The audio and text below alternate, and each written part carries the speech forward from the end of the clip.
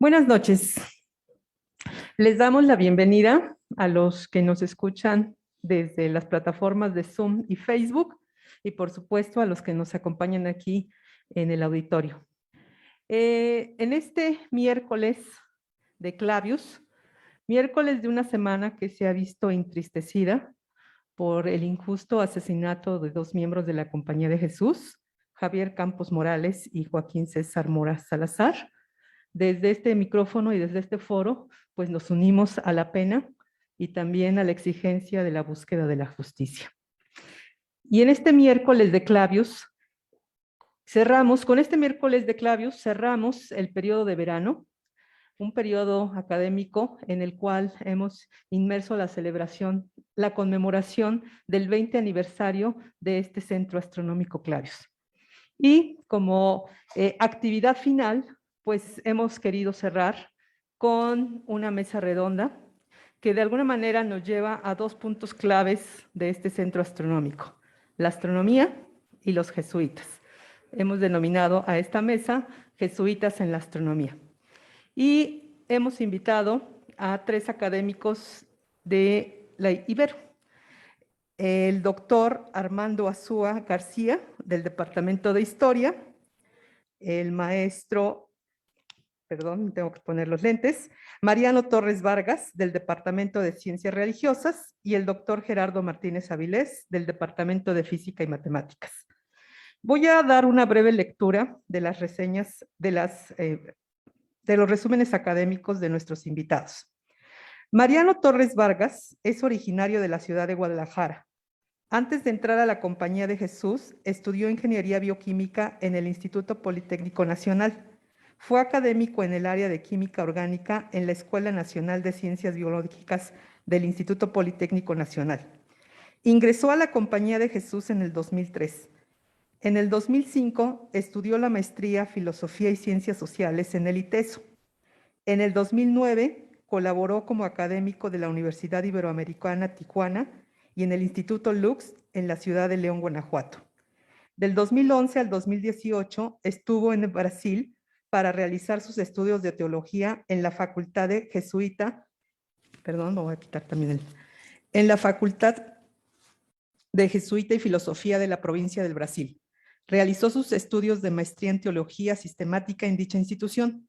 Durante sus estudios teológicos se especializó en el pensamiento filosófico y teológico de Karl Rahner. Actualmente colabora como director del Departamento de Ciencias Religiosas de la Universidad Iberoamericana Ciudad de México y como académico de apoyo en el Servicio Departamental de Química. Bienvenido, Mariano, y gracias por estar con nosotros. Armando Azúa García ha impartido clases en la Universidad Autónoma del Estado de México, Universidad del Valle de México, Instituto Tecnológico y de Estudios Superiores de Monterrey, Universidad Anáhuac y la Universidad Nuevo Mundo.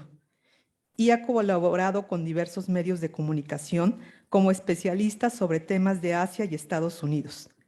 Licenciado en Relaciones Internacionales por la Ibero, maestro en Estudios Humanísticos por el ITESM y doctor en Historia por la Ibero, cuenta además con estancias de investigación en la Universidad Autónoma de Madrid y ha participado en congresos y dictado conferencias en Francia, Alemania, España, Chile, México, Japón y Corea. Es miembro de la ALADA, Asociación de Estudios de Asia y África. Su tema principal de investigación es presencia europea en Asia en los siglos XVI al XVIII. Y también es experto en historia de Asia. Muchas gracias, Armando, que nos acompañas en Zoom. Bienvenido. Gerardo Martínez Avilés es licenciado en Física por la UNAM, maestro en Ciencias por la Universidad de Innsbruck, Austria, y doctor en Astronomía por el Observatorio de Niza, en Francia. Su tema principal de especialidad son observaciones de cúmulos de galaxias. Ha trabajado en astrobiología, modelos numéricos de interacción de mareas en estrellas binarias y radioastronomía. Actualmente es académico y docente en la Universidad Iberoamericana Ciudad de México y astrónomo y divulgador científico en el Centro Astronómico Clavius de la Ibero. Gracias, Gerardo, por participar aquí. Y bueno, vamos a dar comienzo y le doy la palabra a Gerardo Martínez Avilés.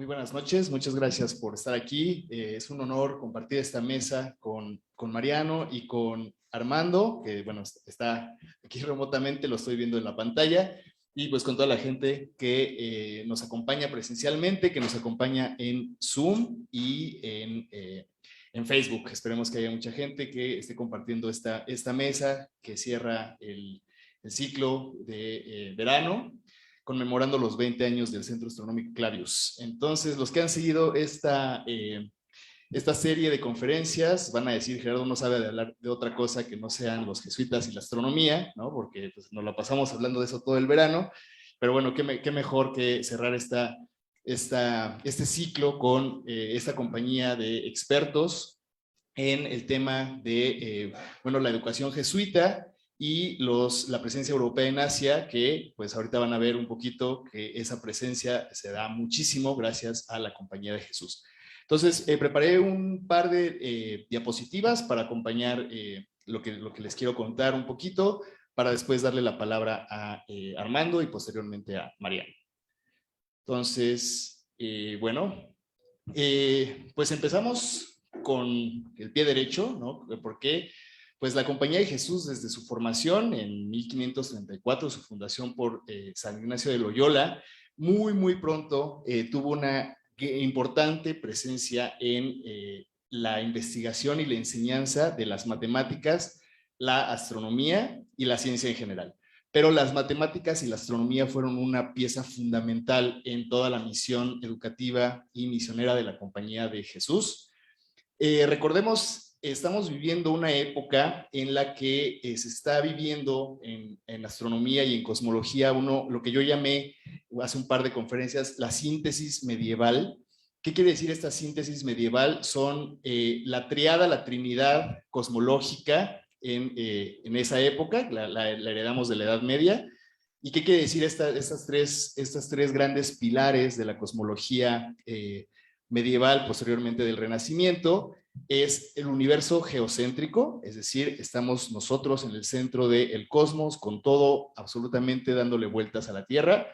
Una síntesis con de la física aristotélica. Entonces, la física de Aristóteles se toma como punto de partida para empezar a dar las explicaciones de lo que ocurre en el cosmos, y estas dos están en consonancia, están en armonía con las Sagradas Escrituras, con la Biblia. Entonces, estas tres son los pilares de la cosmología, ¿no? En la que pues, se forma, en la que se gesta la Compañía de Jesús. Existe un fuerte interés de la Iglesia por la investigación astronómica y por el conocimiento del cielo, porque precisamente poquitos años después de la creación de los jesuitas es cuando el Papa Gregorio XIII hace su reforma del calendario en 1582. Entonces hay una fuertísima, un interés en pues la formación de astrónomos, ¿no? en el conocimiento del cielo por parte de la Iglesia Católica. Coincide, ¿no? La fundación de la Compañía de Jesús coincide más o menos, unos cuantas décadas de diferencia, cuando se forman los jesuitas y cuando se publica el libro de Nicolás Copérnico de Revolutionibus Orbium Coelestium, 1543. Copérnico publica ese libro, entonces realmente son unos añitos de distancia en los que pues empieza toda esta revolución científica, al menos en la parte de la astronomía, muy cerca de la formación de la Compañía de Jesús.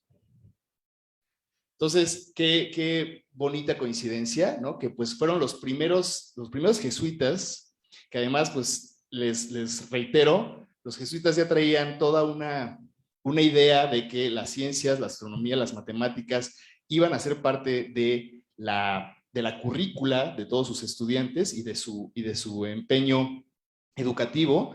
Entonces, los primeros jesuitas tuvieron la suerte de poderse cartear, si no es que codear, porque sí se codearon, con los grandes científicos que nosotros tenemos en mente, ¿no?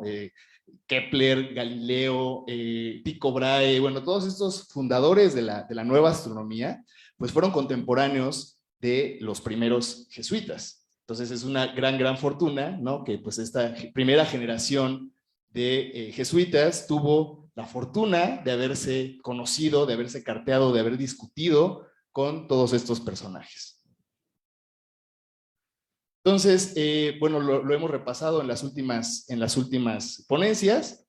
Se inicia una tradición astronómica y de hecho en lo que cuentan un poco los historiadores, pues se considera a Christopher Clavius como el padre de toda esta tradición de astrónomos jesuitas. Entonces, Clavius lo hemos estudiado últimamente hasta la náusea, no es cierto, pero hemos hablado de él bastante en las últimas ponencias, pero bueno, ustedes saben, Clavius estuvo ahí en el Colegio Romano y bajo él estuvieron pues muchísimos astrónomos, bueno, jesuitas que se especializaron en astronomía y que heredan toda esta tradición que inicia Clavius. ¿Qué está pasando en esa época? Bueno, coincide, ¿no? Además de que pues están haciendo todos estos astrónomos, la astronomía se empieza a transformar.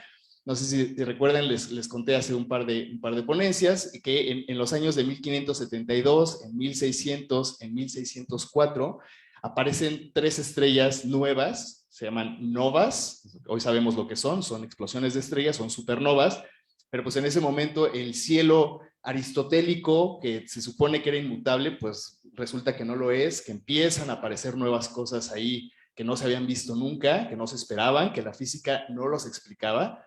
Aparece un cometa en 1577 que, si su órbita realmente estaba arriba de la esfera de la Luna, y es lo que parecía, pues ese cometa tuvo que haber roto todas las esferas que utilizaban para explicar el movimiento de los planetas, la Luna y el Sol.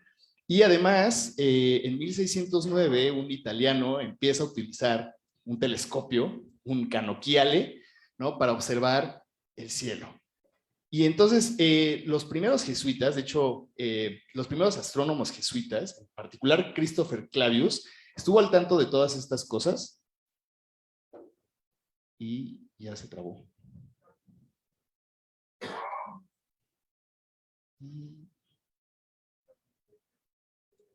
Ok, es que, ¿será porque está en internet?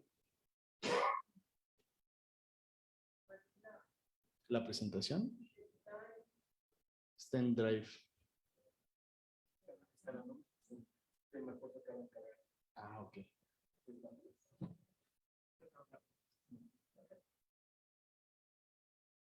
A ver, dale, volver a cargar. Híjole, la tecnología nos juega una...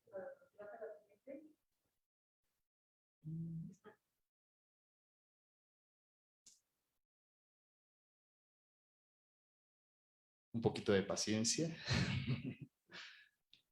Y si no, ¿sabes qué? Puedes descargar un PDF de ahí y la cargamos.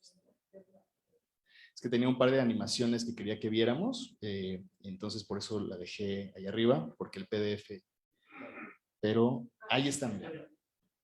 Es que no me deja cargar las buenas. Ahí estaba la de Riccioli.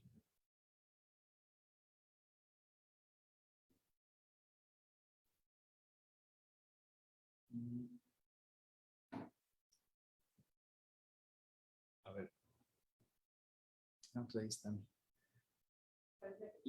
Vete un poquito para arriba. Esa que sí, sí. Muchas gracias. Y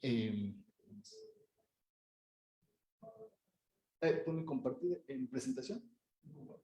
A la izquierda, en presentación. Ahí. Y mejor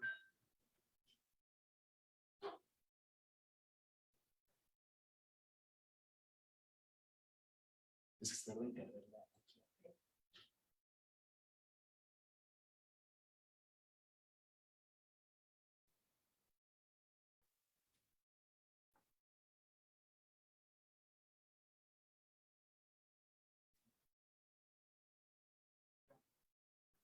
Es la de... No, la de la izquierda es esa. Solo tengo una animación. Si la pones en PDF, la pones. Es la que sigue, Ahí. ¿La dejamos ahí? ¿Se está compartiendo en información? ¿Sí? ¿Así la dejamos? Sí. Ok, vale.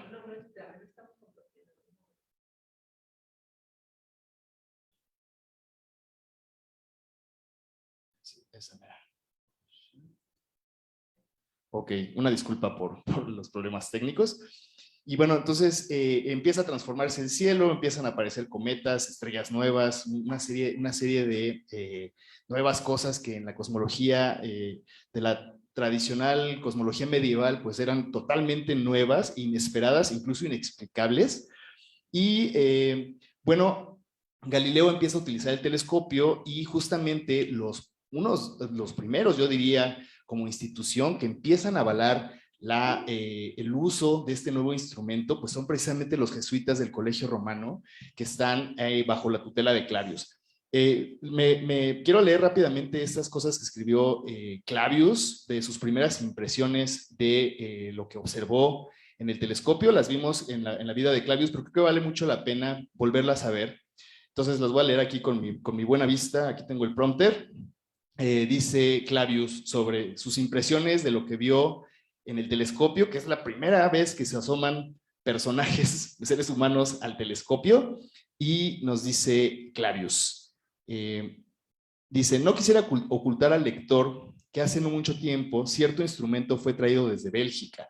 Tiene la forma de un largo tubo en cuyas bases se encuentran fijos dos cristales, o más bien lentes, por los cuales los objetos lejanos aparecen estar mucho más cerca y ser, de hecho, considerablemente más grandes.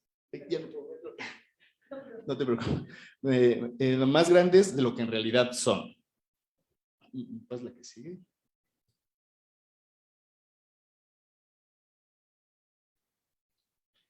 Nos cuenta Clavius en su última edición de su Esfera. Eso lo escribió Christopher Clavius. Este instrumento muestra muchas más estrellas en el firmamento de las que pueden ser vistas sin él, especialmente en las Pléyades, alrededor de las nebulosas de Cáncer y Orión, en la Vía Láctea y en otras regiones. Lejos de ser una de las cosas menos importantes vistas con este instrumento, es que Venus recibe la luz del Sol como lo hace la Luna, de tal forma que a veces aparenta una fase creciente y a veces menos, de acuerdo con su distancia al Sol. En Roma, dice Clavius, yo mismo he observado esto, en la presencia de otros más, en más de una ocasión. Saturno tiene unidos a él dos estrellas menores, una al este, la otra al oeste. Finalmente, Júpiter tiene cuatro estrellas móviles, las cuales cambian sus posiciones de manera notable, tanto entre ellas como con respecto a Júpiter. Entonces, Galileo había escrito, ¿me pasas la que sigue, Lore, por favor? Un libro, El Mensajero Sideral, el Sidereus Nuncius. Entonces, Clavius, además de que fue y observó por él mismo, ¿no? Pues nos recomienda, lo avala. Nos dice Clavius al final. Y cuando la luna se encuentra en fase creciente o mitad llena, esta aparenta estar tan fracturada y áspera que no puedo dejar de sorprenderme de que exista tal irregularidad en el cuerpo lunar.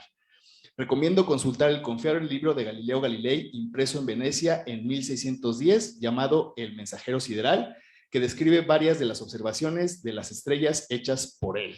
Entonces, Clavius, pues, se pone a ver lo que escribió Galileo, se pone a observarlo por él mismo, en compañía de sus jesuitas, y realmente, díganme si esto no es así como una súper buena carta de presentación para el mundo astronómico.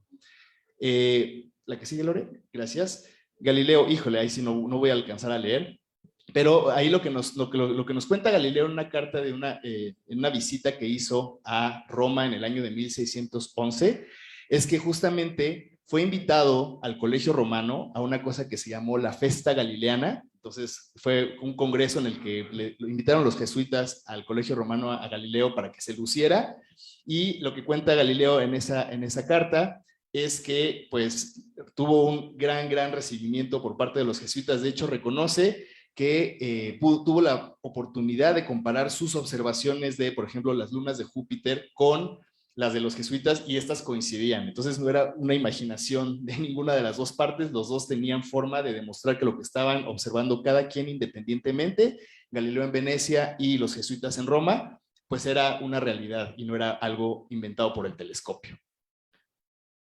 La que sigue. Inspirado por estas observaciones de Galileo, un jesuita, Giovanni Battista Riccioli, de 1598 a 1671, publica una obra súper importante, el Almagestum Novum. No alcanzo a ver ahí el año, debe estar ahí abajo, 1600 y cachito, está abajo de ese mapa de la luna. Pero importantísimo de ese libro, de Almagestum Novum, es que... A ver, dale presentación, Gloria. Ahí está. En 1651. Entonces, algo importantísimo de ese libro, entonces vean esa imagen de la luna que hace Riccioli, y tiene dos cosas muy, muy, muy curiosas.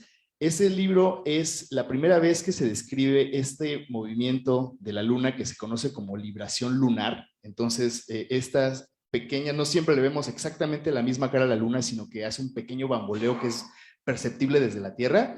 Ese lo describe Riccioli por primera vez en el Almagestum Novum, y además de él heredamos esa tradición en astronomía, en selenografía, de nombrar a los cráteres como filósofos y astrónomos de la antigüedad, y como se le acabaron los filósofos y los astrónomos a Riccioli, pues se fue con los jesuitas. Entonces hay 34, creo que son 34 cráteres de la luna que llevan nombres de jesuitas. Esa es una tradición empezada por Giovanni Battista Riccioli. Más o menos también contemporáneo a Galileo, Christoph Scheiner. Él tiene un libro importantísimo, La Rosa Ursina, que nos da una súper descripción de las manchas solares. Entonces, en esa imagen que estoy presentando ahí, pues estuvo observando periódicamente manchas solares, y entonces de pasadita, pues estaban midiendo la rotación del Sol, ¿no? Estamos viendo cómo están cambiando de posición las manchas solares, y entonces se puede con eso medir, al menos en la región donde están las manchas, pues medir la rotación del astro. Sabemos que no rota como una esfera, rota diferencialmente, pero bueno, ya tenían idea. Y este hombre, Christoph Scheiner, tuvo una pequeña controversia sobre justamente quién fue el primero que descubre las manchas solares, ¿no? Entonces hubo una pequeña controversia ahí con Galileo, con otros astrónomos, de pues a quién se le puede adjudicar realmente el descubrimiento de estas cosas. Bueno, en esa época empiezan también pocos años después estas misiones jesuitas al oriente, a China, a Japón, a otros lugares, en la que sobre todo los astrónomos tuvieron un gran papel. Eso no voy a entrar mucho en detalle, más bien Armando nos va a platicar un poquito más de eso, pero bueno, quería mostrarles estas imágenes de astrónomos jesuitas en China. Por ejemplo, ahí está Matteo Ricci, creo que es el más famoso de todos los que se fueron para allá. Pero hubieron varios, Nicolás Trigault, Johann Schreck, Giacomo Rò, Johann Adam Schall y Ferdinand Verbiest. Quiero leer una cita de un historiador, de Joseph Needham. Dice Needham en un libro: en la historia de las relaciones entre civilizaciones no hay un paralelo a la llegada a China en el siglo XVII de un grupo de europeos tan inspirados por el fervor religioso como fueron los jesuitas.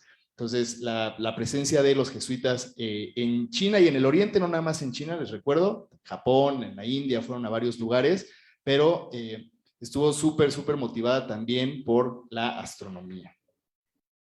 Edmund Halley, el famosísimo astrónomo, escribió más o menos en 1677, si no me equivoco, escribió que usando un tránsito de Venus y teniendo dos observadores o más, observadores en distintas regiones del planeta, si esos dos observadores ven el tránsito de Venus, verían que el planeta se proyecta en distintos lugares del Sol.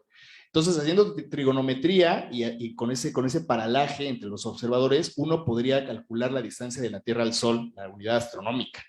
Entonces, Halley propone el método, y entonces en el siguiente tránsito de Venus, pues varios grupos de astrónomos se pusieron de acuerdo para ir a hacer mediciones a lugares diferentes del mundo.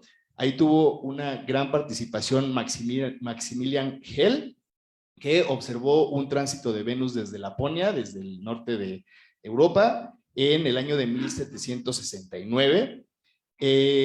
Como resultado de sus observaciones, Hell pudo calcular que la distancia media entre la Tierra y el Sol es de 152 152.216 millones de kilómetros.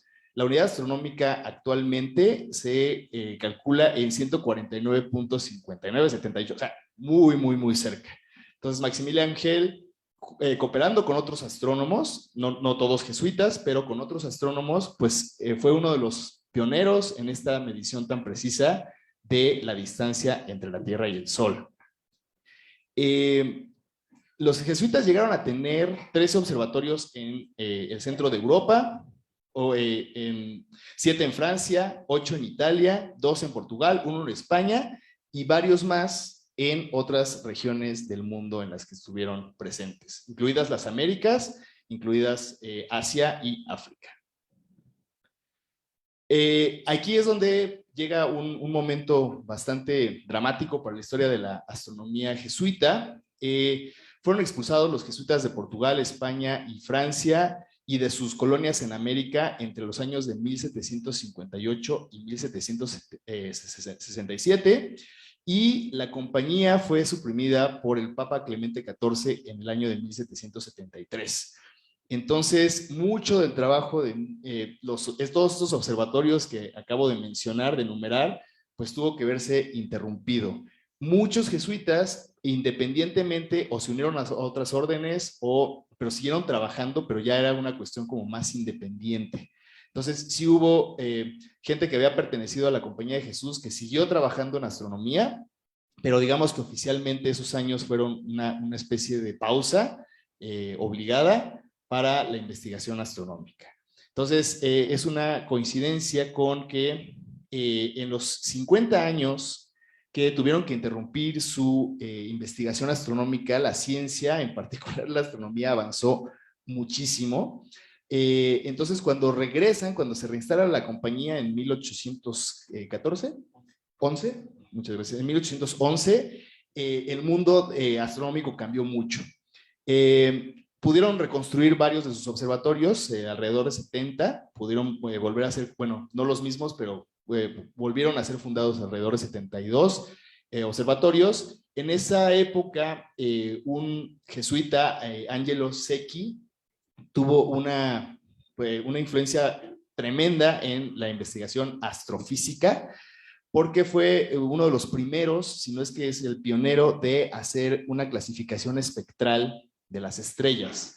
Hoy tenemos una clasificación espectral que es distinta a la de Angelo Secchi, pero a Angelo Secchi se le ocurrió por primera vez como empezar a clasificar a las estrellas de acuerdo a su espectro.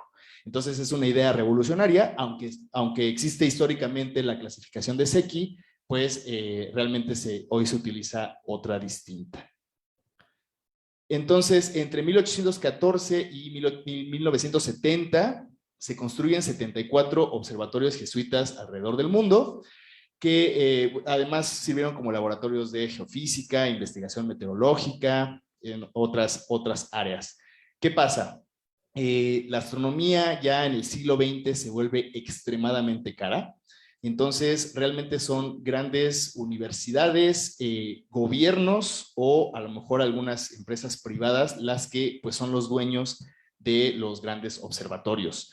Entonces, realmente ya los jesuitas como compañía no pueden, pues digamos que patrocinarse la investigación astronómica, y poco a poco estos observatorios pues han ido cerrando o más bien quedando como pues, vestigios históricos, pero digamos que esos telescopios ya no se utilizan grandemente para hacer astronomía.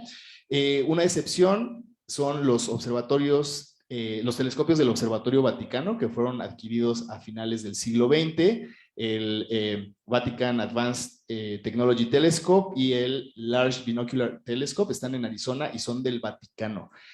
Ahora no son precisamente observatorios o telescopios jesuitas, son propiedad pues del Papa, pero como vimos la vez pasada, han sido los jesuitas la orden que se ha encargado de gestionar el Observatorio Vaticano.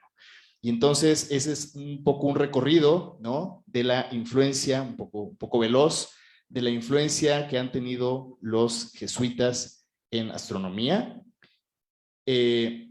Pues, pero bueno, han mantenido, lo vimos la vez pasada, han mantenido este ímpetu que hasta la fecha pues existe, ¿no? Son pocos los miembros del Observatorio del Vaticano, son alrededor de 12, 13 investigadores activos en todas las áreas de la astrofísica y pues bueno, se han mantenido activos hasta la fecha, aunque han disminuido mucho en número, ¿no?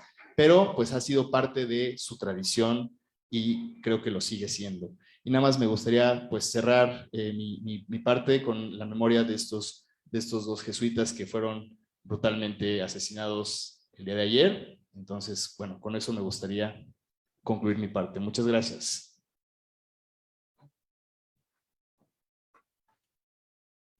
Muchas gracias, Gerardo. Le vamos a dar la palabra ahora a quien nos acompaña desde Zoom.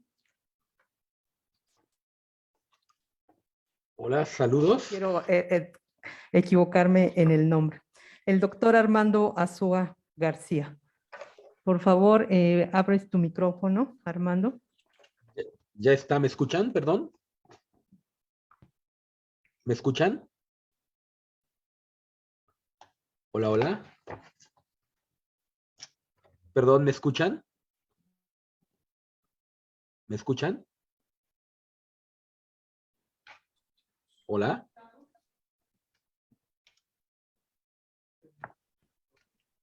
¿Me escuchan? ¿Me escuchan? Todavía no te escuchamos, Armando. ¿Sí tienes abierto el micrófono? Hola, hola. No nos escucha todavía. Sí.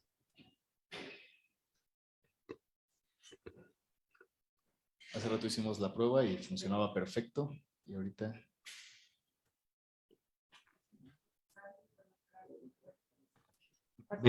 ¿Me escuchan? ¿Me escuchan? A ver. Ahí como que lo escucho. Es que no se va a la retroalimentación. Aquí no. Hola. Es algo del auditorio, lo están arreglando, Armando, danos Sí. un segundito. Y Creo que es las bocinas del auditorio.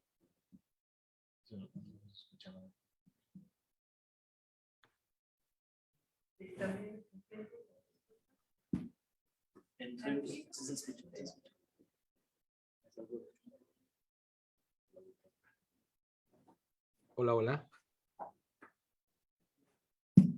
Todavía no, ahorita te avisamos. Es que en el auditorio creo que somos los del problema, porque en Zoom se escucha, en Facebook se escucha, pero en el auditorio somos los que nos estamos quedando fuera ahorita.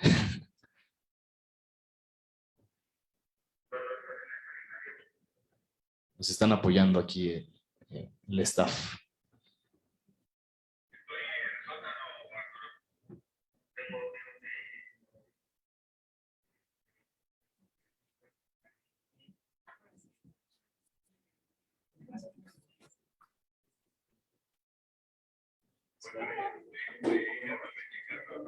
¿Sí lo escuchas ahí?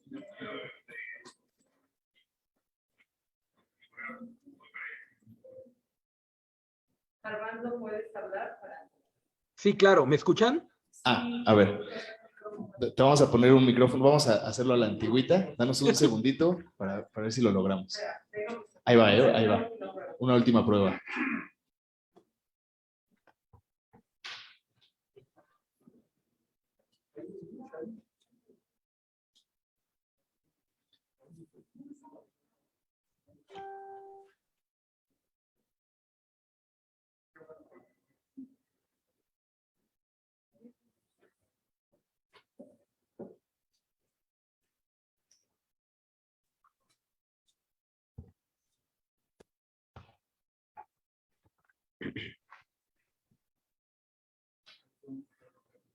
A ver. Le pido que ¿Puedes hacer una Sí, prueba, claro. Armando? ¿Me escuchan? Todavía no, todavía no. A ver. Si acercas un micrófono a la bocina del laptop, también funciona. Sí, creo que es lo que vamos a tener que hacer. Es un detalle. Ok.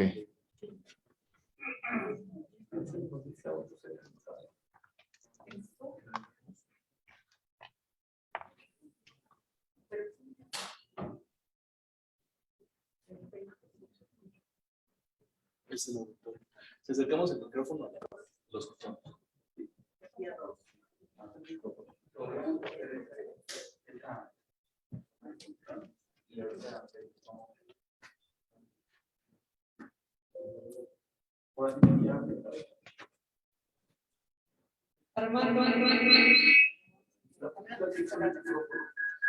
¿Me escuchan? Ya, ¿Sí me escuchan? a ver. Es que tenemos un problema de micrófonos viciados aquí, entonces.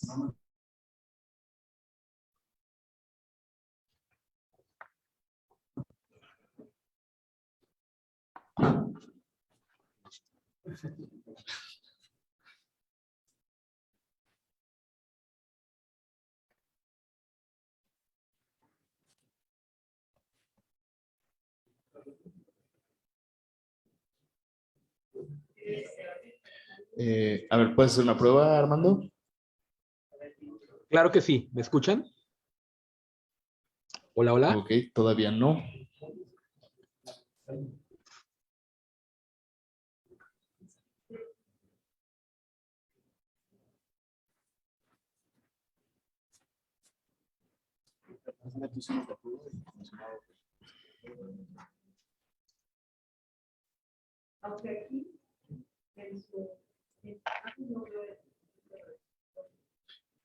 Pero ese no lo pone.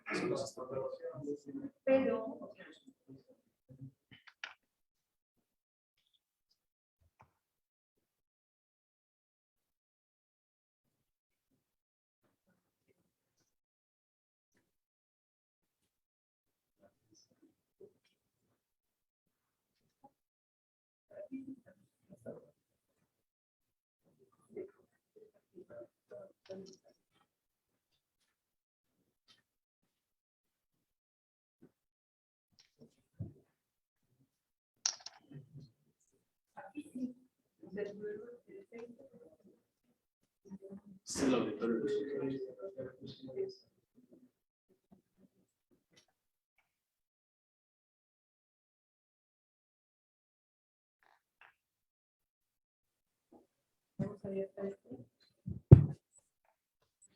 O seguimos.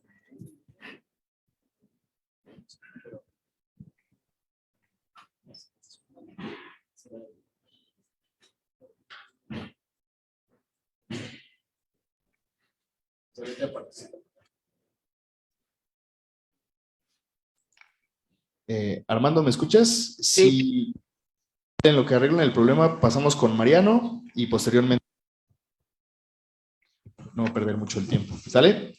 Una disculpa por la falla técnica. Entonces, continuamos con Mariano Vargas, que está aquí al lado mío y nos va a platicar sobre los jesuitas y la educación. Hola, buenas noches a todos y a todas. Gracias al Centro Clavius y al Departamento de Física y Matemáticas por la invitación. La verdad que, así como parte anecdotaria, yo conocí el Centro Clavius hace poco porque estábamos acreditando la licenciatura en el departamento. Había escuchado mucho del Centro Clavius y todo el trabajo que hacen, pero bueno, ya al verlo físicamente, pues sí creo que hay que apostarle por la ciencia en esta universidad, sobre todo en aras no solamente de buscar el diálogo que muy bien se da en la Ibero, ¿no? El diálogo social y las humanidades, pero sí apostarle más a la ciencia y felicitar por el trabajo que hacen hoy, la invitación que me hizo Gerardo y Lorena, el trabajo que realizan ahí en el centro. Yo voy a hablar un poco de manera esquemática sobre la Compañía de Jesús, o sea, en esta parte de la educación, la ciencia y la cultura, más que de la ciencia, porque ya abordó muy bien Gerardo con la figura de estos jesuitas en torno a la astronomía. Yo plantearía como los orígenes de la compañía para entender este fenómeno que se da con los primeros jesuitas y por qué una orden religiosa alcanza esos máximos dentro de la historia. Lo primero hay que entender es que la Compañía de Jesús surge como orden de origen misionario, o sea, San Ignacio y los primeros compañeros están pensando en apoyar al Papa para ir a aquellos lugares que están en los confines del mundo.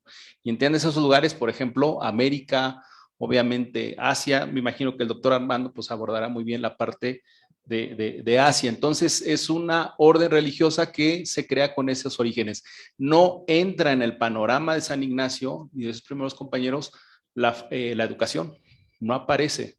Va a aparecer años después con algunos colegios, y los primeros jesuitas se forman en algunas universidades que ya estaban ahí, sobre todo en París.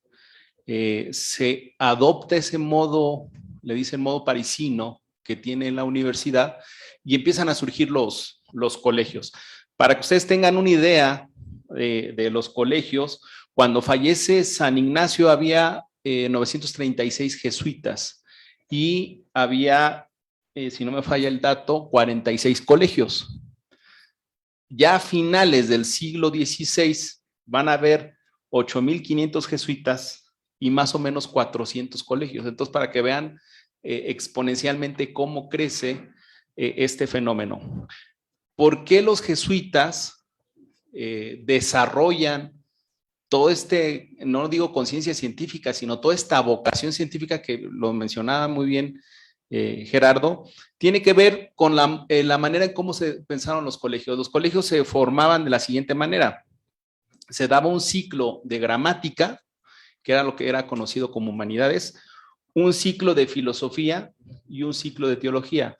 Dentro del ciclo de filosofía, para que ustedes puedan entender, se daba lógica, física y matemáticas.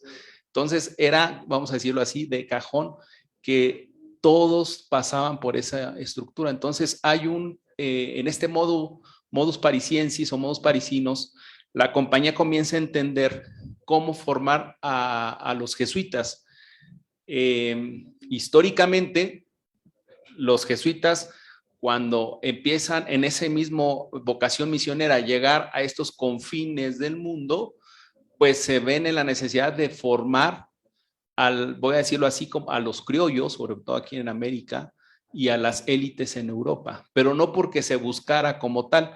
A lo mejor aquí los historiadores me podrán apedrear un poco, disculpen la expresión, por la situación, pero hay que entender esta dialéctica o esta tensión que se vive en la compañía entre la parte misional y la formación de los colegios. Cuando se crean las universidades ya propias de la compañía, adoptan el modelo de los colegios y entonces es que las universidades comienzan a tener auge. La más importante en Europa es el Colegio Romano, hoy actualmente la Universidad Gregoriana, que es donde estudia y trabaja Christopher Clavius, ¿sí? Bueno, es como para entender esta parte de la educación. Y entonces, ¿cuál es vamos a decir, como el insight o lo que permite a la Compañía de Jesús pedagógicamente dar esta formación no solamente a los jesuitas, sino a estas élites y grandes pensadores de la historia? Número uno es que la Compañía de Jesús se plantea un nuevo modelo de educación llamado Ratio Studiorum, que es para pensar cómo formar a los nuestros, y es justamente utilizar estos tres ciclos de gramática, filosofía y teología, y retomar en las universidades otro tipo de doctrinas que ya existían en París y en otras universidades antiguas, pero que los jesuitas le van a dar ese impulso. La Ratio Studiorum son una serie de directrices de formación a los que ingresaban a la compañía, ¿sí? Estoy hablando más o menos del año disculpen ustedes, ahorita se me fue el nombre, el año de la Ratio Studiorum lo tenía aquí, perdón. Es a finales del siglo XVI, bueno, no importa el año. Hasta 1978, con Pedro Arrupe, que fue general de los jesuitas, se empiezan a repensar algunas características de la formación de la educación jesuita. 1986 sale un documento con características sobre la educación jesuita. 1991 sale algo que se conoce como el paradigma pedagógico ignaciano. Entonces estoy hablando que después de muchos siglos, ya estamos hablando siglo XX, 1991, aparece este paradigma que es el que adoptan actualmente los colegios y las universidades. ¿En qué consiste este paradigma pedagógico ignaciano? Consiste en una estructura tomada de los ejercicios espirituales de San Ignacio. Aquellos y aquellas que se han inmerso en esta experiencia de los ejercicios espirituales entenderán que este paradigma tiene que ver no solamente con dar una serie de conocimientos a los estudiantes, sino que el mismo estudiante por sus propias capacidades pueda desarrollar y contactar con su realidad. Y a través de esa realidad generar un pensamiento propio a base de repetición y memoria, ciertamente, porque estamos hablando de un modelo que es de los albores del Renacimiento a un modelo ya totalmente del siglo XX. Es por eso que la educación en la Compañía de Jesús tiene un despunte fabuloso y fantástico y permite que se genere grandes científicos entre el siglo XVI y siglo XVII. ¿Qué es lo que sucede? Cuando es algo muy parecido que nos sucede a los jesuitas es, pues, añorar el pasado de estas grandes proezas de la Compañía de Jesús a nivel de misiones, a nivel de formación, a nivel de cultura. Y hubo para generar filias y fobias. Por ejemplo, hay una cita muy famosa de Napoleón en sus escritos, de Napoleón Bonaparte, donde pues, se le cataloga y se le subraya a la Compañía de despotismo, pero es uno de los mejores despotismos que tiene gracias a todo el perfil y avance que tuvo la Compañía de Jesús en ese momento. Viene la supresión, 1773, y bueno, aquí si corrijo era 1814, cuando se restaura la Compañía. Y entonces cuando la Compañía de Jesús regresa y retoma algunas universidades y colegios, ya cambió la ciencia. ¿A qué me refiero que ya cambió la ciencia? Se empieza a especializar, si se me permite la expresión, la física, las matemáticas, la química, la biología, y ya no entra en este paquete que era tomado como la filosofía. O sea, ya estamos hablando de una ciencia que se hizo en departamentos o se focalizó en ciertas áreas, y entonces ya la Compañía no podía competir en esa formación como tal. Por eso es que los jesuitas, después de la supresión, pues se forman más clásicamente en filosofía y teología, porque se tiene que adoptar el modelo romano.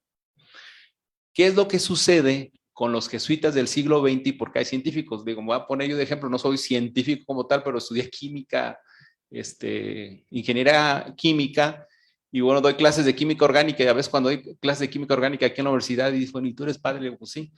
Tiene que ver por la formación que cada jesuita trae y la diversidad que permite y la libertad que permite la orden. Entonces van a encontrar jesuitas metidos, por ejemplo, aquí en la Ibero, desde la comunicación, la parte de teología, la parte de economía, derechos humanos. Entonces se diversifica mucho el conocimiento, pero son conocimientos que se adquieren o antes o después de los años clásicos de formación en la Compañía, que tiene que ver con la filosofía y la teología. Abro esto porque ya no tenemos esos grandes científicos. O sea, los científicos que ustedes pueden reconocer en el siglo XX son gente que tiene un talante por una convicción que tiene que ver con los ejercicios espirituales.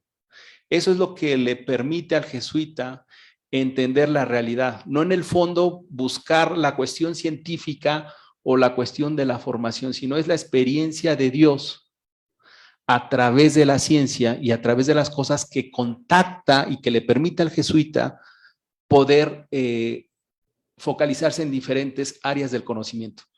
Ejemplos, tenemos algunos, Teilhard de Chardin, por ejemplo, místico, geólogo. Hay un jesuita, por ejemplo, ahorita en el Centro Astronómico en Roma, que es hermano, no es presbítero, y entonces pueden ver un campo que se diversifica y que probablemente los jesuitas los vean más en las áreas de filosofía y teología, pero sí hay jesuitas que están inmersos en otras áreas. Esto es hablando un poquito de la educación. El segundo punto que tiene que ver con la cultura. Ciertamente la Compañía de Jesús junto con otras órdenes religiosas, estoy hablando cuando inician después entre la Edad Media y el Renacimiento, y lo explicaba muy bien Gerardo, tiene que ver con esta cosmovisión y la manera en cómo va girando el pensamiento y la manera de entender a Dios en el mundo. Dios es el centro del mundo. Todo gira en relación a Dios. Esa era la concepción que se tenía en la Edad Media. Cuando el hombre gira y comienza a ver la realidad justamente con las ciencias, el conocimiento de las cosas, ya no es Dios el centro del universo, sino es el hombre. Entonces estamos hablando del renacimiento.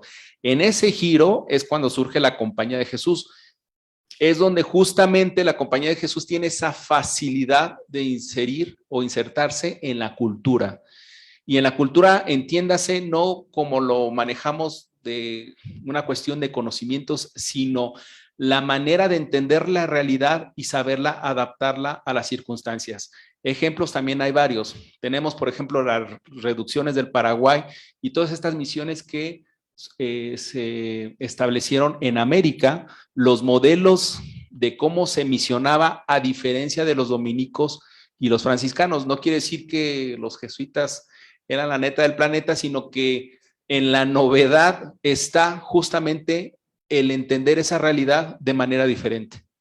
Entonces, a nivel cultural, eso le permite a la compañía desarrollarse y estar en diferentes áreas. Voy a colocar otros dos ejemplos, digo, porque hay muchísimos. En el mundo árabe hay un jesuita que ya falleció, que es el que hizo el diccionario del árabe al italiano. Entonces, y conocía muy bien el lenguaje árabe, entonces ya no hay quien pueda continuar con esa persuasión, porque justamente en la misma orden también se fue diversificando en esta parte cultural. Entonces, la cultura permitió a la Compañía de Jesús justamente no solamente influir en las sociedades, sino también le permitió saber llegar en aquellos lugares donde se necesitaba llegar. Voy a poner un ejemplo, lamentablemente ahorita lo que estamos viviendo con estos jesuitas asesinados en la Tarahumara. A mí me entrevistaban hoy en la mañana en la radio y yo decía, bueno, es que ¿cuál es el trabajo que desarrolla en la Tarahumara? Es que el problema es que los jesuitas llegaron a la Tarahumara en 1676. O sea, no es que llegaron ayer, sino que tienen toda una tradición. Vino la supresión y hubo jesuitas que se quedaron en la Tarahumara, que murieron ahí en esa región del país, y que cuando se restauró la compañía volvieron a regresar a la Tarahumara. Bueno, es una manera de entender la realidad de ese lugar. Eso es lo que permite la cultura, el poder dialogar. Lo que tenían estos hombres antes de la supresión es justamente eso. Lo que tienen estos hombres que encuentran en los jesuitas actuales tiene que ver también justamente eso. ¿Y qué es la experiencia de los ejercicios espirituales? Es en los ejercicios espirituales donde se dinamiza y se encuentra el horizonte y la manera de percibir no solamente el mundo, la realidad, sino de percibir las cosas y de cómo se relaciona en un entorno. Si habláramos pedagógicamente, culturalmente y a nivel de educación, podemos entender que la compañía y la presencia en el mundo de los jesuitas, pues sí tiene sus grandes ventajas. Y también trajo sus grandes desventajas.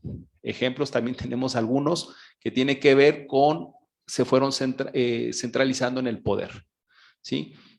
Aquí ustedes vean, por ejemplo, el centro del país, ciudades como Guanajuato, Morelia, Querétaro, mismo Pátzcuaro, se establecía el colegio y la parroquia. Y están en los centros de lo que era la localidad. Entonces, eso también generó celos entre diferentes órdenes religiosas, sobre todo franciscanos y dominicos, que llegaron con mucha anticipación. Cuando llegaron, por ejemplo, a la Nueva España, los jesuitas los mandaron al norte, que era una región inhóspita.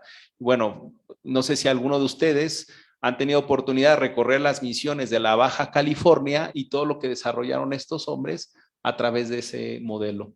Cuando llegan los dominicos, también desarrollan ciertas misiones, pero no hubo una preservación de la misma. Cuando llegaron los franciscanos, bueno, pues tenemos todos estos nombres de las grandes ciudades americanas, ¿no? San Diego, Los Ángeles, San Francisco, que también los franciscanos tenían su modelo. Sí había una serie de competencia a nivel de cultural, a nivel de misiones, que generó tensiones y que llevó a muchas cosas. Digo, no, aquí basta con entrar a la historia en cómo la compañía antes de la supresión sí generó esas envidias y celos, y que, bueno, llevó a la supresión de la compañía. Volviendo al punto de lo que era esta mesa, para darle la palabra al doctor Armando, cada ciclo en la compañía y en la formación. Va a durar no nada más por la experiencia de aquel hombre con la sociedad y el compromiso que se tiene, y tiene que ver también con un sentido de vocación, ¿no? Un sentido de pertenencia. Y entonces en cada jesuita ustedes van a encontrar justamente eso, ese sentido de pertenencia y de vocación hacia la misión o a la realidad que es encaminado. Yo creo que ahí está la genialidad de estos hombres antes de la supresión y después de la supresión. Si hay un cambio significativo, o sea, si tenemos una compañía, vamos a decirlo así, con letras de oro que va de 1540, cuando se funda la orden, hasta 1773, y en todos estos fenómenos, justamente a nivel astronómico, todo lo que se desarrolló. Pero sí tenemos otra compañía con otra cara de la moneda de 1814 a nuestra actualidad, donde sí nos vemos más reducidos, pero se sigue buscando esa finalidad que es encontrar a Dios en todas las cosas. Muchas gracias.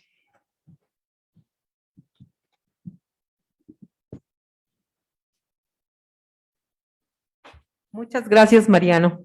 Vamos a intentar nuevamente la conexión con el doctor Armando, a ver si ahora sí tenemos el audio. Hola, hola, ¿me escuchan? ¿Me escuchan? A ver, Hola, hola. otra vez, no, es que creo que todo el mundo te escucha, menos nosotros. Ahí va, ahorita lo arreglamos.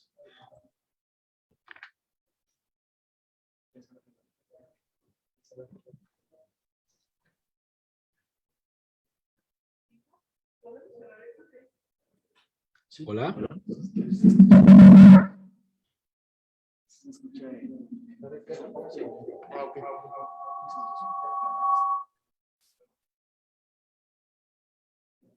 Hola. ¿Ya? ¿Ya me escuchan? Perfecto, muy bien. Muchas, muchas gracias. Por fin se puede. Bien, primero que nada quiero presentar una disculpa al Centro Astronómico Clavius, a Gerardo y a Lorena, que tan amablemente me invitaron. Cuando recibí la invitación, la recibí con mucho gusto. Siempre había tenido ganas de poder hacer algo con ustedes, y cuando recibí la invitación me dio mucho gusto. Y les pido una disculpa porque, bueno, desgraciadamente estamos en una situación mundial que no tiene palabra de honor, y uno se compromete hoy y el día de mañana le cae este bichito, y pues queda uno encerrado en casa durante una semana. Entonces, por esa razón, pues no puedo estar con ustedes. Estoy ahora con el COVID. Entonces, pues bueno, pero con todo gusto participo aquí. Y además, para hablar de un tema, pues que a mí personalmente me fascina, ¿no? Igual voy a hacer una referencia que yo no sé si a los astrónomos esto les pueda parecer demasiado un lugar común, pero bueno, yo recuerdo que mucho de chico escuchaba mucho a este astrónomo, a Carl Sagan, y él decía que uno tiene que hablar de lo que le apasiona, ¿no? Y a él le apasionaba la astronomía. Yo recuerdo de chico haber visto sus programas, y a mí me apasiona hablar de Asia, y además hablar de estos misioneros en Asia. Y pues bueno, es un poco de lo que les voy a hablar hoy. Y además, si esto se compagina con la astronomía, pues qué mejor, ¿no? Pues bueno, vamos a hablar el día de hoy, les voy a platicar un poco sobre Matteo Ricci, este jesuita. Y déjenme nada más que compartan la presentación. Ya se ve, perdón. ¿Sí se ve? Bien. Pues bueno, vamos a comenzar con esta presentación. Matteo Ricci, un astrónomo jesuita en la corte Ming. Como dato, cuando hablo de la corte Ming, Ming es el nombre de la dinastía china que gobernaba justamente cuando llegó Matteo Ricci al país. Y bueno, aquí justamente vemos, perdón, si me están diciendo. Hola, hola. ¿Sí? ¿Se escucha bien?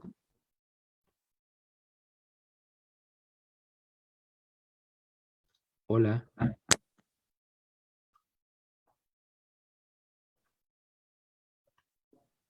¿Se escucha o no se escucha?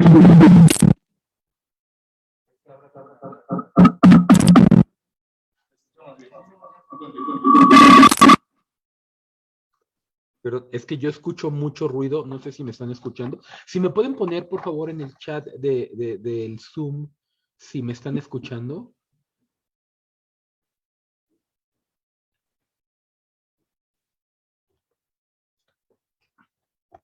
Ah, sí, perfecto. Bueno, entonces para continuar, perfecto. Bueno, vamos a continuar. Entonces, Mateo Ricci. Y la presentación tiene nada más imágenes, simplemente para ir acompañando lo que les voy a ir contando. Mateo Ricci, que además en China, bueno, aquí justamente en esta imagen de apertura, vemos a Mateo Ricci junto con otro gran astrónomo jesuita que también estuvo en China, los dos sosteniendo el mapa de China, que es Atanasio Kirchner. Son dos de los grandes astrónomos jesuitas en China. Hay otros, Michel Ruggeri, Adam von Schaff, etcétera. Hay muchos más, pero bueno, aquí hago mención de estos dos.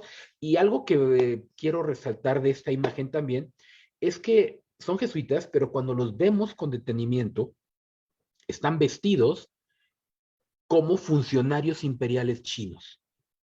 ¿Sí? Están usando atuendos, ropa de funcionarios chinos. Esto corresponde a una nueva modalidad que tuvieron ellos de misionar en China, que es la llamada acomodatio. Ahora, eso lo hablaré un poco más adelante.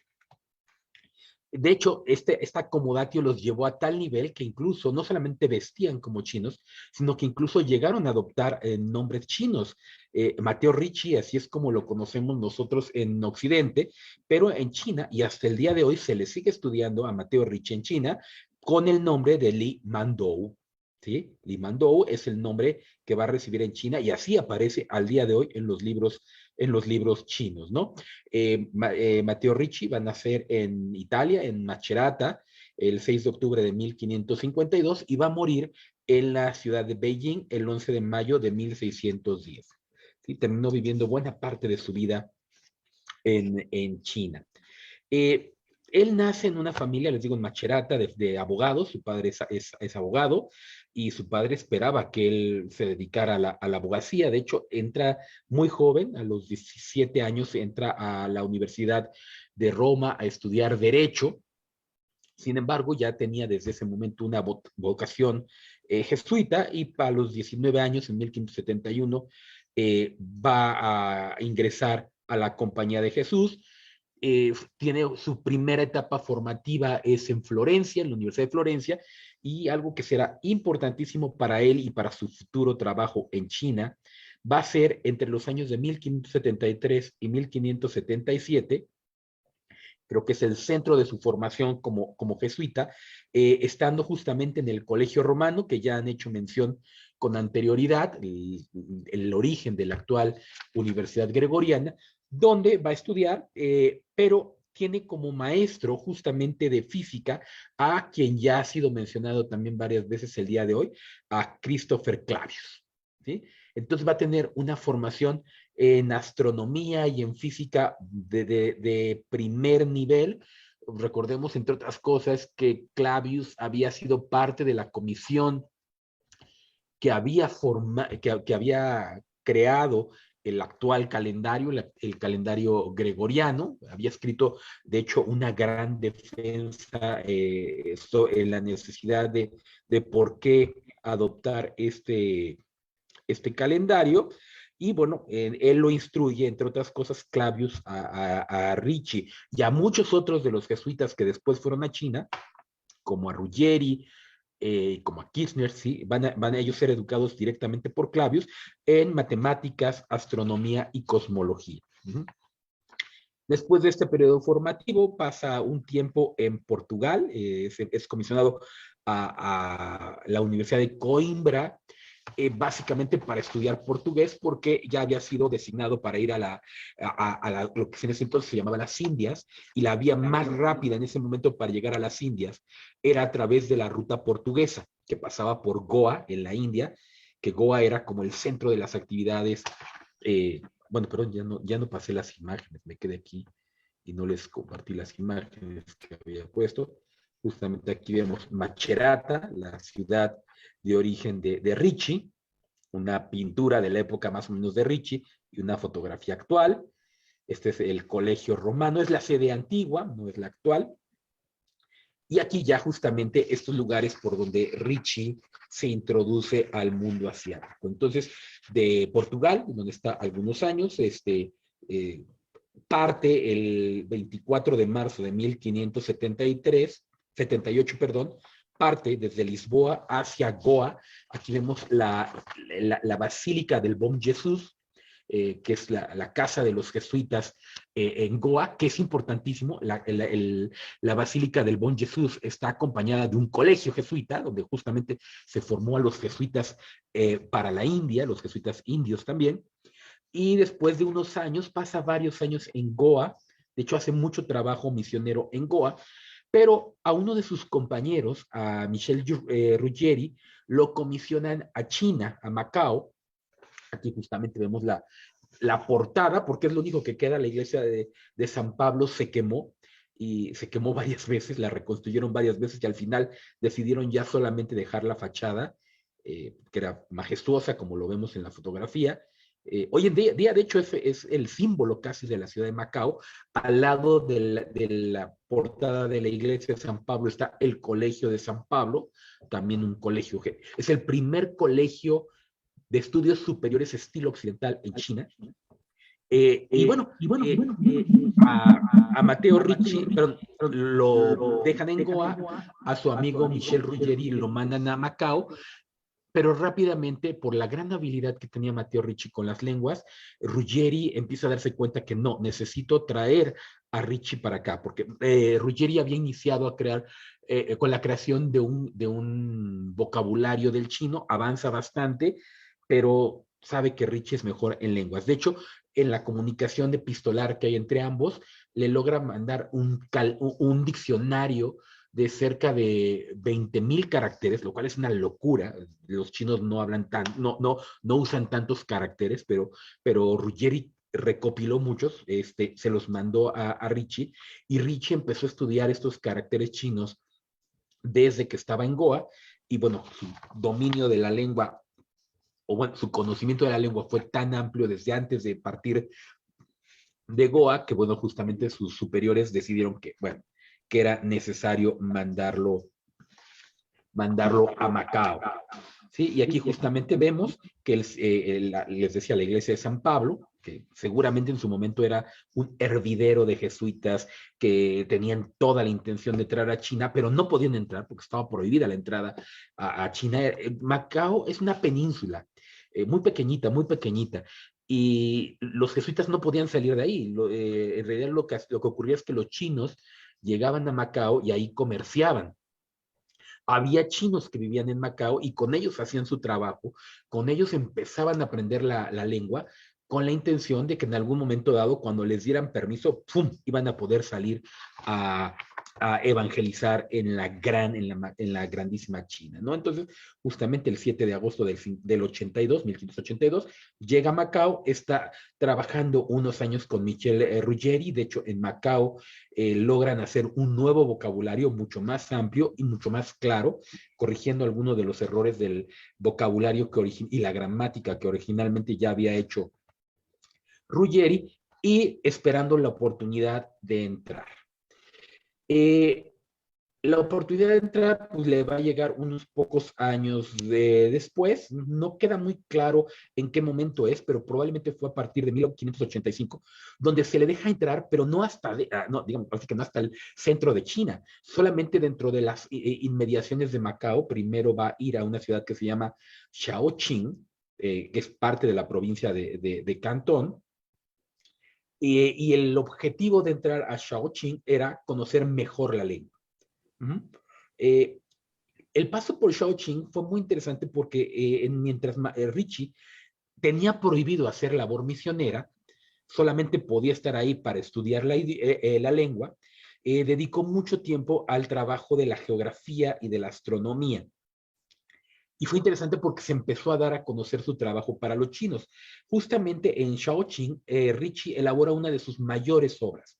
Sí, elabora el primer mapa estilo occidental y con conocimientos de Occidente que se desarrolla en China. Este mapa es conocido como el Kunjun Wankuo Quantu, que significa, esto traducido al español, significa un mapa de la mirada de los países del mundo.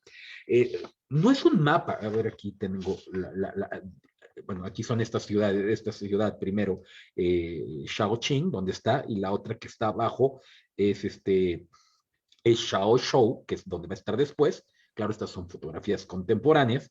Y aquí ya justamente vemos este mapa, ¿no?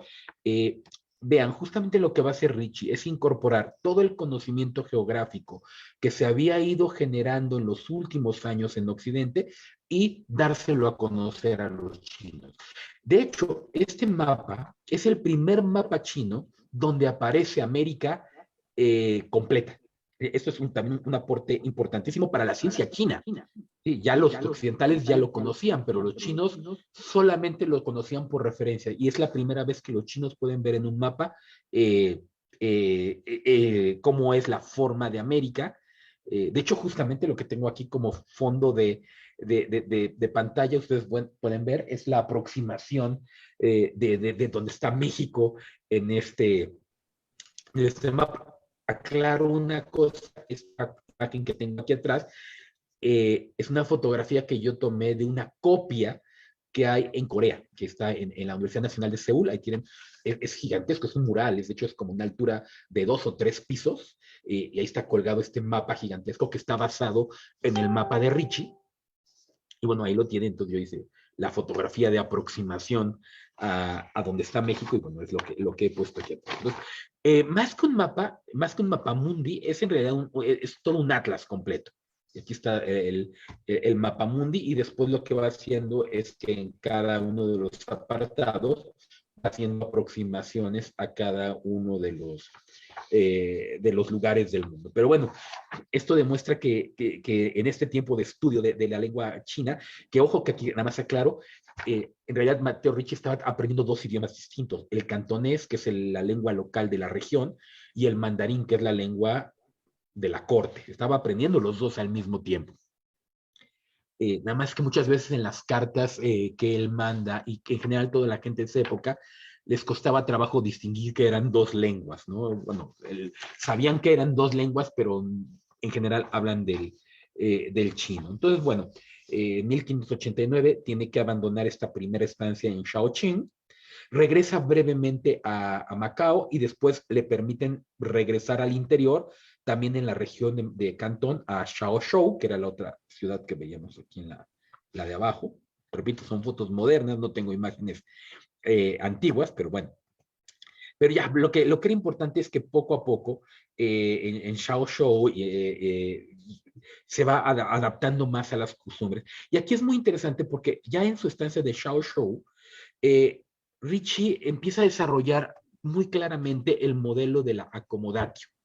Se da cuenta que con su hábito negro jesuita no va a ser reconocido, no va a poder hacer mucho, que tiene que acomodarse justamente a las formas chinas, tiene que empezar a comportarse como los letrados confucianos, que son sus interlocutores, y justamente en su estancia en Shaoshou, es donde él empieza a vestir con hábito confuciano, bueno, con la túnica confuciana. Y empieza a comportarse como un chino, ¿sí? Empieza, su nivel del dominio del chino clásico ya es tan importante que, por ejemplo, empieza a escribir poesía china, empieza a escribir en chino, y con un nivel de perfección propio de un letrado, es de una persona muy educada. Esto le va a ganar el respeto, indudablemente. Tiene una habilidad para las lenguas, Matteo Ricci, impresionante. Y esto permitirá que poco a poco se le autorice ir avanzando un poco más. El objetivo, por supuesto, era llegar a Beijing, a la corte imperial Ming, pero esto no lo logra de la noche a la mañana. De hecho, va poco a poco. Ya para 1595 se le permite ir a la ciudad de Nanchang, ya un poco más hacia el norte, y poco después 1597, le permiten entrar a la ciudad de Nanjing.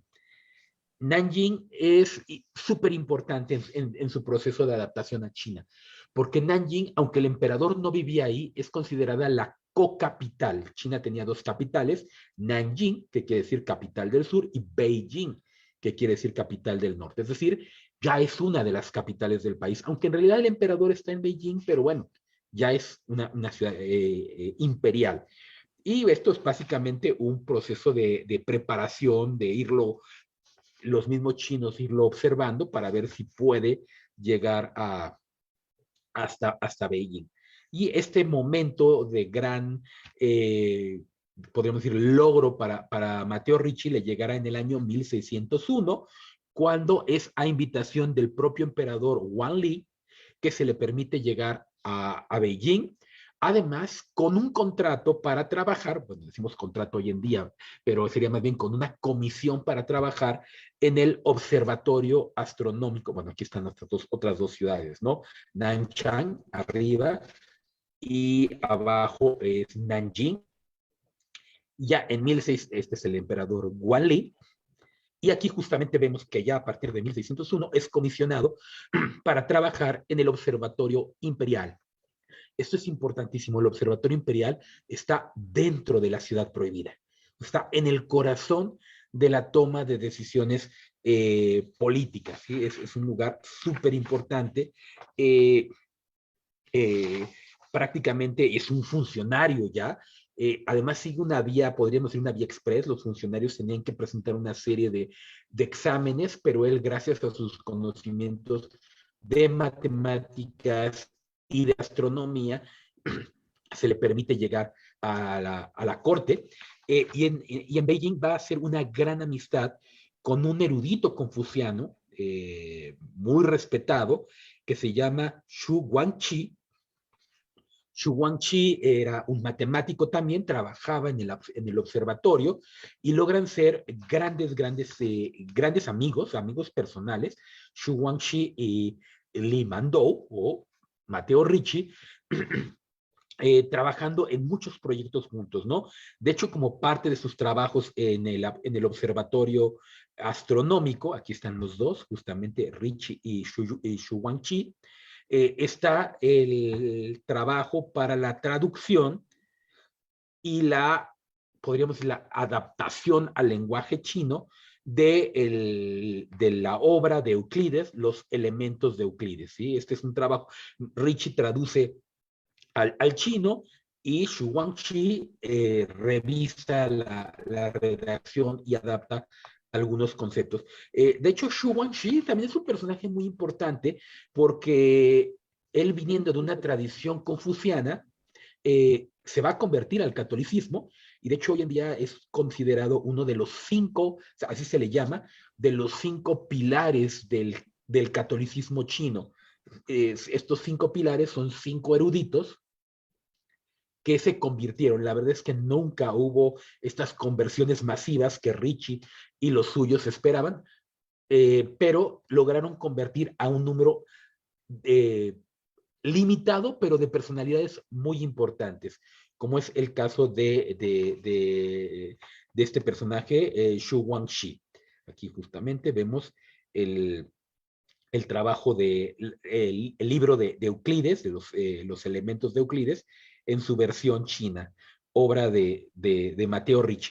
Además, ya también estando en Beijing, va a escribir varios libros, varios catecismos incluso, va a traducir algunos salmos, algunos evangelios, que durante mucho tiempo fueron los únicos libros cristianos que circularon en China. El catecismo que escribe Ricci en chino, hasta el día de hoy es usado por la iglesia, por la iglesia en China como un libro de estudio, ¿no? Y durante mucho tiempo, ante la carencia de otros textos religiosos, de la traducción completa de la Biblia, el catecismo de Ricci se leía como lecturas en la misa, ¿no? Básicamente Ricci, pues bueno, se termina por adaptar justamente este proceso de la acomodatio, de acomodarse a la cultura a ver, lo que cree Ricci y sus compañeros, porque ya claro, para este momento hay más jesuitas en Beijing. Ricci es el que logra el permiso, pero se le permite establecer una casa jesuita. Al principio son 5 personas, después llegan a ser hasta 20, no más, o sea, están también muy controlados.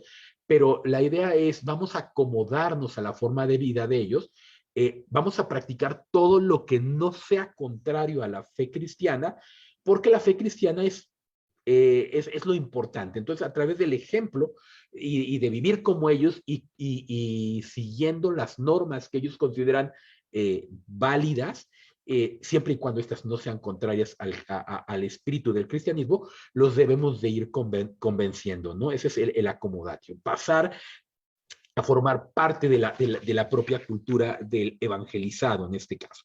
Y bueno, vemos que justamente le funcionó con algunos, no con muchos, pero con algunos eruditos. Sí hubo conversiones en China, no masivas, pero sí las hubo. Al final de su vida, bueno, Matteo Ricci ya es un personaje muy reconocido, ha logrado un nivel de aceptación en la corte, por el propio emperador, etcétera, muy, muy alto. Y algo que será importante es que en el momento de su muerte, en el año 1610, va a recibir el permiso. Ricci es el primer occidental que recibe el permiso de ser sepultado dentro de un cementerio que estaba bajo protección imperial. Este es el cementerio de Shalan, y justamente aquí lo que vemos es la tumba de Matteo Ricci. Es una tumba estilo chino. Claro, en el fondo hay inscripciones que hacen referencia a que él es cristiano, ¿sí? Pero bueno, esto es, digamos, como parte manifiesta de este proceso de la acomodatio. Algo que también es muy importante, aunque no tiene tanto que ver con la astronomía, que yo creo que he hablado poco de astronomía, una disculpa, es que Matteo Ricci va a proponer, después de sus años en China, que los rituales a los ancestros confucianos no tienen por qué ser vistos como un acto de idolatría. Dice Matteo Ricci, lo que hacen los chinos cuando le rinden homenaje a sus ancestros es lo mismo que la piedad filial cristiana, es simplemente recordar a los ancestros y orar por ellos. Entonces, por lo tanto, no están cometiendo un acto de idolatría.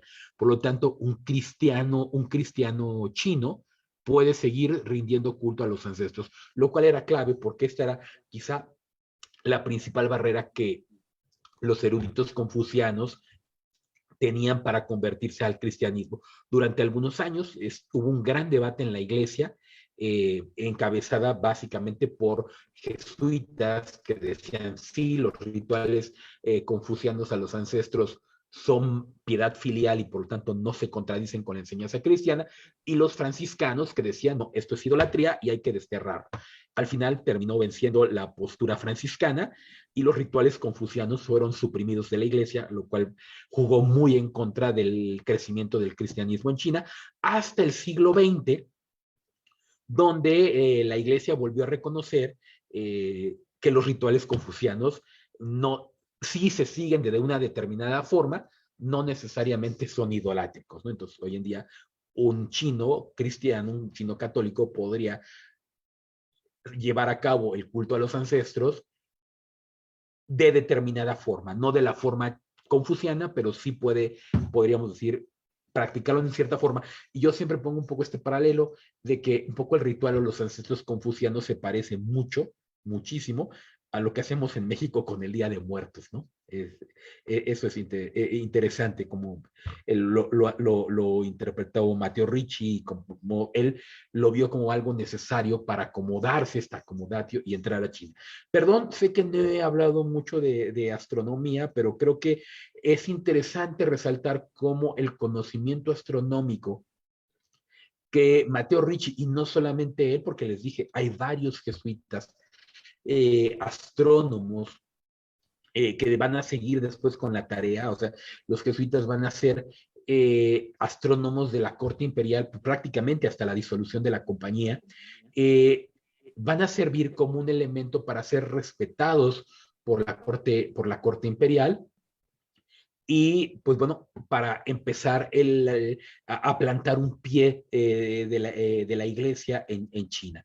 Y bueno, con esto concluiría mi participación. Espero que haya sido de su interés, ¿no? Gracias.